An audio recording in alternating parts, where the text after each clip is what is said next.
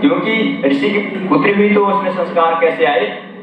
सद्विचार, भगवान की नित्य भक्ति करने वाली। क्योंकि जब स्वाभाविक व्यक्ति जिस जैसा संस्कार व्यक्ति जन्म लेगा उसी प्रकार से उनके संस्कार भी व्यक्ति के बनते हैं। तो वही क्या हुआ कि गौतम और अहिल्या के पुत्री के रूप में उन्होंने जन्म लिया और जन्म लेने के उपरांत संस्कारित हुई, नित्यावती बंधन करती थी, कथा सुनती थी और इन्होंने मतंग ऋषि को अपना गुरु बनाया, जिसने अंजना ने। और उनका विवाह संस्कार हो गया किसी हाथ में?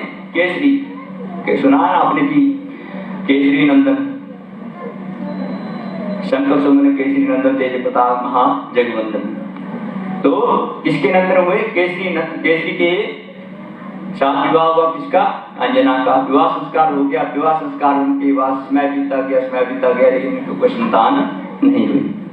संतान नहीं होने के कारण नित्यावती यात्री सत्संग करते थे और भगवान के प्रति अटूट श्रद्धा थी, विश्वास था। लेकिन समय बीतता गया, स्वाभाविक है कि 10-15 साल जब व्यक्ति बीत जाते हैं तो वह चिंतित हो जाता है संतान की प्राप्ति के लिए। तब है मतंग ऋषि के पास जाते हैं दोनों, कौन? केसरी और अंजना। उन्होंने वहां पर जाकर के उनसे विनम्र निवेदन किया। क्या निवेदन किया? कि देखो हमारे कोई संतान नहीं है, आप कोई ऐसा उपाय बताइए जिसको करने मात्र से हमारे संतान उत्पन्न हो जाए। तो मतंग ऋषि ने फिर उनको एक उपाय बताया। क्या उपाय बताया? कि देखो क्यों ना तुम सूर्य का पूजन करो और वहां सूर्य जब प्रसन्न होंगे तो वो तुम्हें मनवांछित फल देंगे। जैसे कि आपने सुना कुंती ने तपस्या की और कर्म उत्पन्न हुए मंत्रों के द्वारा, भगवान स्वयं आते हैं और आशीर्वाद देते हैं। उसी प्रकार से क्या हुआ, इनको भी यही बात कही। किसने? मतंग ऋषि ने क्या कहा कि तुम सूर्य की आराधना करो और कब करो? कार्तिक मास की शुक्ल पक्ष की षष्ठी तिथि से आरंभ करो और सूर्य भगवान का जल में खड़े होकर तप करो। आप सभी जानते हैं कि छठ मनाते हैं ना, छठ का त्योहार मनाते हैं बिहार में, झारखंड में या पूर्वांचल जो थोड़ा सा इलाका है उत्तर प्रदेश का, वहाँ पे या छत्तीसगढ़ में छठ का बड़ा पर्व मनाया जाता है। भारतवर्ष में सौभाग्यवती स्त्रियाँ मनाती हैं। तो यही 4 दिनों में 4 दिन का व्रत होता है, बहुत कड़ा होता है, जिसको सौभाग्यवती स्त्रियाँ अपने संतान की प्राप्ति के लिए किया करती हैं। तो जल में रहकर इस व्रत को करते हैं और उसके उपरांत फिर भूमि पर सोते हैं। जो सौभाग्यवती स्त्रियाँ होती हैं भूमि पर शयन करती हैं और इस व्रत को करती हैं। तो 4 दिन तक इस व्रत को किया जाता है। तो समय बीता गया, अब उन्होंने इस व्रत को किया मतंग ऋषि के कहने के अनुसार। किसने? अंजना ने। और जब व्रत को किया तो व्रत को करने मात्र से भगवान सूर्य प्रसन्न हो गए। भगवान सूर्य प्रसन्न हुए और प्रकट हुए और कहा कि बताओ तुम्हें क्या चाहिए? तो अंजना ने सवाल मुझसे कहा कि मुझे पुत्र चाहिए। तो उनका कैसा पुत्र चाहिए? उनका शंकर की तरह तेज वाला पुत्र चाहिए। भगवान शंकर की तरह तेज वाला पुत्र चाहिए, क्योंकि शंकर की अनन्य भक्त थी कौन? अंजना। तो उन्होंने कहा ठीक है, और क्या चाहिए? और मैं वायु की तरह तेज बलवान चाहिए। तेज उसका कैसा हो? हवा में जैसे उड़ने वाला कौन हो? मेरा पुत्र हो। अब उन्होंने कहा और क्या चाहिए? और ऐसा चाहिए कि मेरा जो पुत्र है वह मेरे पति की तरह हो। किसकी तरह? केसरी की तरह। केसरी नंदन, इसलिए शंकर सुमन केसरी नंदन, तीनों बातें आ गई ना यहाँ पे। शंकर सुमन और केसरी नंदन तेज प्रताप महाजगवंदन। इसलिए एक रानी देखो, तुलसीदास ने जब हनुमान चालीसा रची होगी तो उसमें कितनी गहराई से इन अक्षरों को पिरोया होगा मोती की तरह। और एक एक शब्द का उसमें महत्व बताया गया कि किस प्रकार से भगवान का प्रकट हुआ इसी हनुमान चालीसा के अंतर्गत। तो कहा कि इस प्रकार से किसने मांगा वर? अंजना ने। किससे मांगा? सूर्य भगवान से। तो सूर्य भगवान ने तथा उसका व्रत वर दिया, ठीक है तुम्हारी संतान होगी। जैसे ही वर दिया तो उतने में आपने कथा सुनी होगी शिव पुराण में, जब हमने किया था तो उस समय भगवान शंकर और पार्वती का विवाह हो गया था। विवाह होने के उपरांत जो है एकांत वास कर रहे थे कौन? भगवान शंकर और माँ पार्वती।